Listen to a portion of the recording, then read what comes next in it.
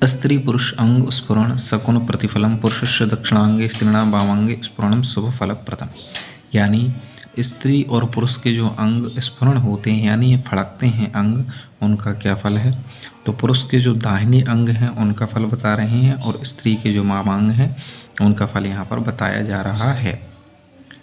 मस्तक, यदि मस्तक आपका फड़कता है, पुरुष का अगर दाहिना मस्तक फड़कता है, स्त्री का बायां मस्तक फड़कता है तो आपको भूमि का लाभ होगा। ललाट, यदि आपका माथा फड़कता है, ललाट फड़कता है, मस्तक ऊपर उससे नीचे ललाट फड़कता है तो आपको स्थान का लाभ होगा। स्कंध यानी कंधे फड़कते हैं तो सुख मिलेगा।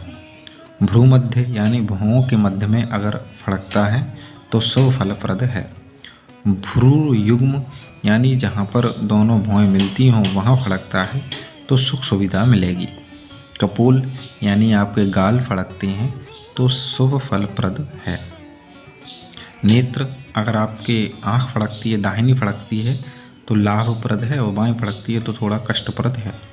नेत्र कोण यानी आँख के अगर साइड में कोण में फड़कते हैं तो सुख संदेश है। नेत्र समीप, आँख के समीप में फड़कते हैं तो प्रिय संगम यानी आपका कोई प्रिय मिलने वाला है। नेत्र पक्ष्म यानी नेत्र के पीछे साइड में फड़कता है तो संपर्क का लाभ होगा। हस्त, हाथ फड़कते हैं यदि आपके तो लाभद योग है, लाभ मिलने का योग है। नेत्रोर्ध्व, नेत्र ऊर्ध्व, नेत्र के ऊपर फड़कता है तो हर्ष विजय है। पादोपरि, पैरों के ऊपर यदि आपके फड़कन होती है तो स्थान का लाभ मिलेगा। वक्ष स्थल, यदि आपकी छाती फड़क रही है थोड़ी बहुत तो विजयश्री आपको मिलेगी। हृदय, यदि आपका हृदय के ऊपर थोड़ी बहुत फड़कन होती है यानी ऐसा लगता है जैसे आँख फड़कती है उस तरह से तो कामना आपको मिलेगी। कटी यानी कमर में आपकी अगर फड़कन होती है, काम स्फुरण होता है तो व्यर्थ कार्य होंगे। कटी पार्श्व, कमर के पीछे भाग में यदि स्फुरण होती है तो संपर्क लाभ कोई आपसे मिलने आएगा।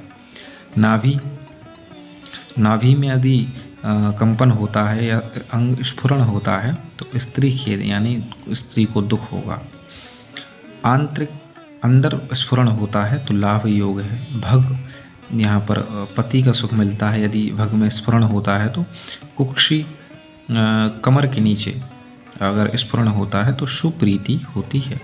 उदर, पेट में यदि स्फुरण होता है, फड़कन होती है तो लाभ योग है। लिंग,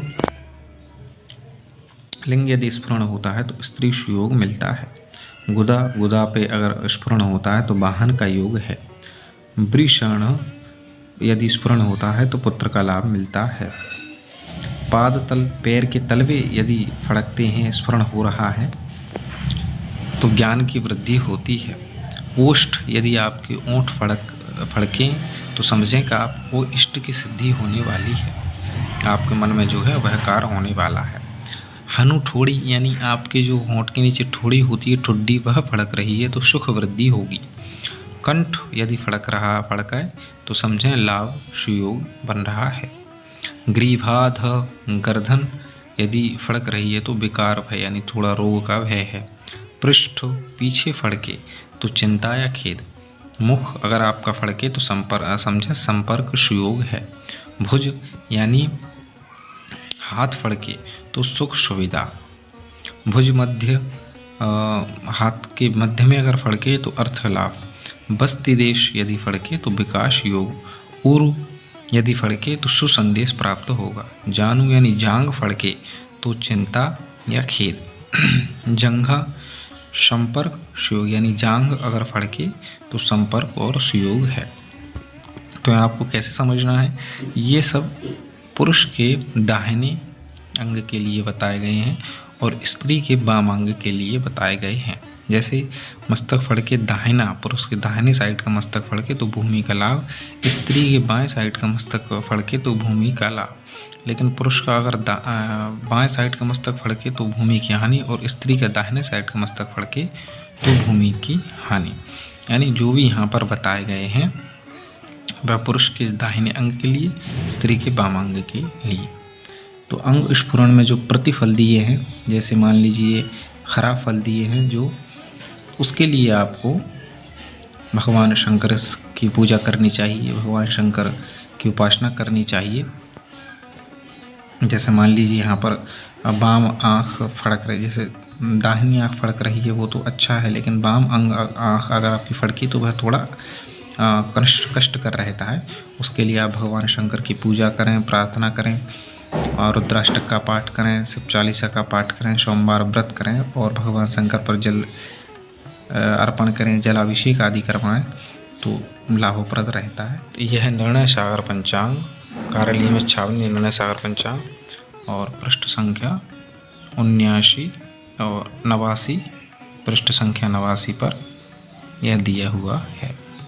तो उम्मीद करता हूँ आपको यह समझ में आ गया होगा। अंग स्फुरण, कौन किसके अंग फड़कने से क्या लाभ मिलता है। धन्यवाद।